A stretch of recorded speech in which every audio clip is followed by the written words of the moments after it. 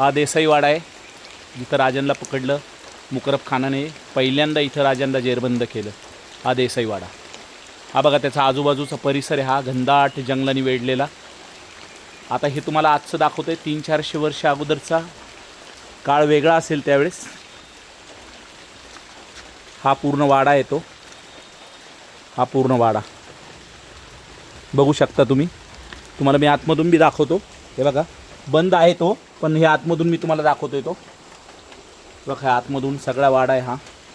इथं समोर पाणी साचलं आहे, जायला रस्ता नाही आहे. सरकारने याच्याकडे ॲक्च्युली लक्ष द्यायला पाहिजे. आपल्या राजाचं हे पंढरपुरापेक्षा पण पवित्र स्थान असं मी म्हणेल याला. खूप सुंदर असं हे स्थान आहे. इथं पण दुर्दैव राजाचं की राजांना इथं पकडलं गेलं मुकरब खानाने, इथं त्यांना जेरबंद केलं. बघा तो वाडा पूर्ण आता ह्या अवस्थेत आहे, तुम्ही बघू शकता. हे बघा त्याची अवस्था बघा, सगळीकडे पडझड झालेली आहे. सरकारने काहीच केलेलं नाही. इथं एवढा ऐतिहासिक वारसा असलेलं एवढं महत्त्वाचं ठिकाण आहे, पण हे सरकार काहीच केलेलं नाही याच्यासाठी, काहीच नाही.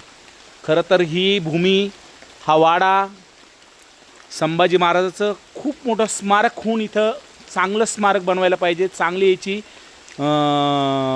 पडझड थांबवून याला चांगल्या प्रकारे डेव्हलप केलं पाहिजे.